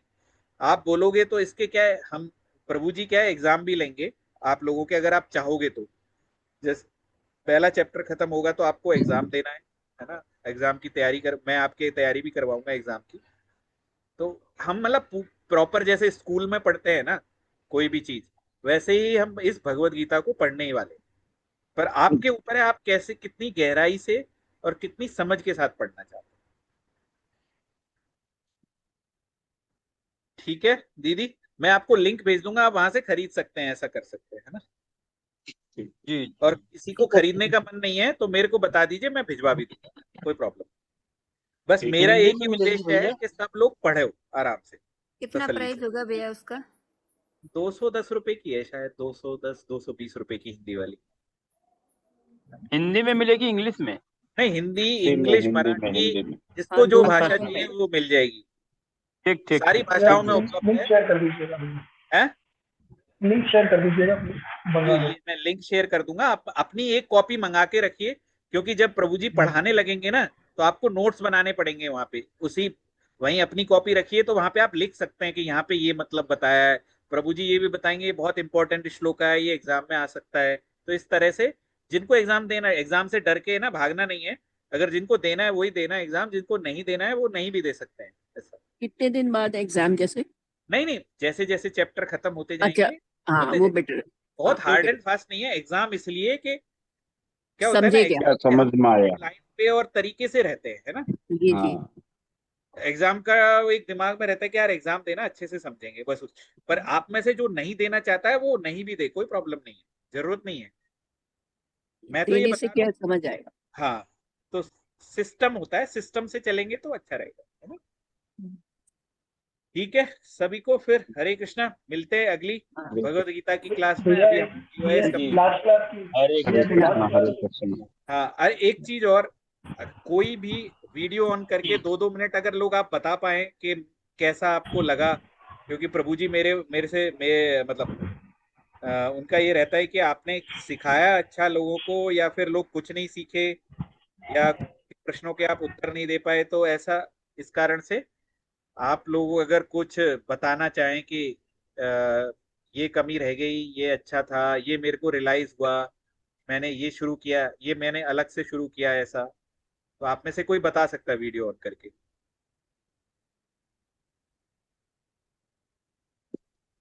फीडबैक दे सकता है। मैं फीडबैक इसमें दे दूं क्या आपके ग्रुप में? हाँ, आप जैसा भी आप दे दीजिए, है ना। कोई रियलाइजेशन हो, जैसे आप में से कुछ लोगों ने माला जप या कुछ शुरू किया है तो कुछ मैंने किया है रियलाइज भैया, हुआ है। जी, हमने किया है भैया शाम को। अच्छा, चलो बढ़िया है, अच्छी बात है। वहाँ पूरी फैमिली बैठ जाते हैं और एक ये हरे कृष्ण वाला ये माला जप करते हैं। तो बच्चों को आपको भी हैबिट हो गई है। कैसा फील होता है आपको? अच्छा आपको माहौल थोड़ा रहता है, हाँ, पॉजिटिव मन में पॉजिटिव मन लगता है। आप हाँ। लोगों के आपको कैसा फील होगा? मेरा जो अनुभव है, आपको एनर्जी बढ़ जाएगी, है ना। हम्म और आपके जो आपको जहां जहां पे ऐसा लगता है ना मैं फेल होने वाला हूँ, वहां डर खत्म हो जाएगा, क्योंकि आपके हम्म साथ आपको ऐसा लगेगा भगवान तो मेरे साथ ही बैठे हुए हैं, या मेरे मेरे को ही उद्धार करने के लिए आए हैं। तो आप और कोई भी गलत काम आपका करने का मन नहीं करेगा, आपका मन में शुद्धता आने लगेगी, है ना। और मन स्थिर हो जाएगा, और बाकी जो बेनिफिट है, स्वास्थ्य अच्छा हो वो तो है जाएगा, ही। और घर अच्छा चलने सबसे लगेगा। बड़ी बात सबसे बड़ी बात ये है भैया कि बच्चे ये लाइन पे आ रहे हैं बस। हाँ, नहीं, बच्चों रूल से, को वो भी ना स्ट्रिक्ट, अगर नियम से। मैंने हाँ। इतने बच्चों को देखा है, अगर एक माला जप किया उन्होंने तो हम्म, स्टडी में इतना कंसंट्रेशन आ जाता है कि मतलब हम्म। कुछ और कहीं कुछ इधर उधर भागने की जरूरत नहीं है, मतलब पढ़ाई में और बाकी जो काम करते हैं उसमें उनका मन लगने लग जाता है एक माला जप में। अभी तो हम और यात्रा में आगे बढ़ेंगे, तो थोड़ा अच्छी थोड़ा बात, हो रहा है अभी। हाँ, अब मैं अच्छी कहीं बात है। व्यस्त हो जाती हूँ तो भी ये अपनी माला बहन भाई दोनों मिलके पूरी कर लेते हैं। नहीं नहीं, चाहे कभी तो देखो, आराम से पढ़ते हैं, कभी हाँ, फास्ट एक फास्ट माला, दौड़ते हैं। एक मेरी मेरी आप लोगों से प्रार्थना है, एक माला का नियम जरूर लें। और ये जो भी नियम लिया, एक का या दो का अगर ले लिया है तो दो पूरी करें, एक का लिया है तो एक हाँ। पूरी जरूर करें। और वो फिर हम्म, आंधी आए चाहे तूफान, जिस भी स्थिति में आप हो, आप माला जब आपके पास अगर माला छूट गई, आप नहीं गए कहीं कहीं चले गए, माला नहीं है, तो हाथ, है ना, अपने इस पे गिनती करके आप एक माला जप जरूर करें। कहीं भी किसी भी स्थिति में हो, 7 मिनट लगते हैं एक माला जप में, कोई और स्लो करेगा तो 8 मिनट। हमारे दिन का 8 मिनट हम भगवान के लिए नहीं दे सकते क्या? और माला जप करने का एक तरीका और मैं आपको बता देता हूं। जब आप महामंत्र बोलेंगे तो आपको सुनना है, बोलना और सुनना है। ये मन जो है, इसको अगर बोलो के सुनाओगे नहीं तो भाग जाएगा। जैसे ही आप बोलते रहोगे, सुनाओगे नहीं तो भाग जाएगा। और आप बोलोगे नहीं, सिर्फ कोई यूट्यूब पे मंत्र चला लिया तो आपका मन फिर भाग जाएगा। तो बोलना है और सुनना है, दोनों काम एक साथ करने हैं। तो आपका माला जब जोर जोर से बोलना है, हरे कृष्ण कृष्ण कृष्ण हरे हरे, हरे राम राम राम हरे हरे। तो 108 बार जब आप बोलते हो, कम से कम 20 बार 30 बार तो आपका मन सुनेगा। उससे हमारा मन ज्यादा प्योरीफाई होता है। ठीक है, ठीक है भैया जी। चलिए, और किसी को बोलना है कुछ? अमित भाई? वो हम रुद्राज की माला पे ही कर रहे हैं भैया। ठीक है, जैसा भी है आप करिए, माला तो करिए, नाम जप करिए, है ना। और किसी को जी। कुछ बोलना है? भैया ठीक तो है। रेगुलर माला जप कर नीतू रहे हैं। नीतू दीदी, और हम पे आशीर्वाद बनाए रखिए। आप जो मैं बोलता हूँ बड़ा अच्छे से समराइज कर देते हो, तो ये आपका चलता रहना चाहिए। ठीक है। जी भैया, आप सबका आशीर्वाद है, ठाकुर जी की कृपा। हाँ, ठाकुर जी की, बस मुझे तो अपना आप सेवक मान के मेरे से सेवा करा लो, जो करवा सकते हो, है ना। ठीक है, चलिए फिर, हरे कृष्णा, प्रणाम सभी को, मिलते हैं प्रणाम। बृहस्पतिवार 7:30 हरे से कृष्णा साढ़े भैया, आठ हरे कृष्णा। ठीक है, हरे कृष्ण कब हरे कोशिश कृष्ण। करिए ज्यादा से ज्यादा लोग ज्वाइन करें। और ये भैया लिंक आप कब से? अगले बृहस्पतिवार से 7:30 से शाम को 7:30 से 8:30 कोशिश ठीक। करिए, अपने परिवार के सारे लोगों को बैठाइए। और जिनको भी ये लिंक व्हाट्सएप फॉरवर्ड कर सकते हैं करिए, कोई प्रॉब्लम नहीं है। मैंने तो अपने ग्रुप को थोड़ा सा स्ट्रिक्ट रखा कि यार 70 लोग में से 25 लोग ज्वाइन किए, तो फिर मतलब क्या है। पर आप भेजिए, बस जिनको भी ठीक। आप भेज रहे हैं, ज्वाइन करा रहे हैं, उनको ये बोलिए कि आपको आना चाहिए इसमें, है ना। और ये ठीक। हमारा DYS का पूरा लिंक है, ये भी भेज दीजिए कि ये पढ़ाया जाता है, इस तरह से हम एक एक सीक्वेंशियली पढ़ाएंगे आपको, है ना। जी भैया जी, जी। चलिए, प्रणाम, है ना। ठीक है, प्रणाम। प्रणाम हरे कृष्ण। हरे कृष्ण भैया। हरे कृष्ण, कृष्ण भैया। प्रणाम भैया। प्रणाम।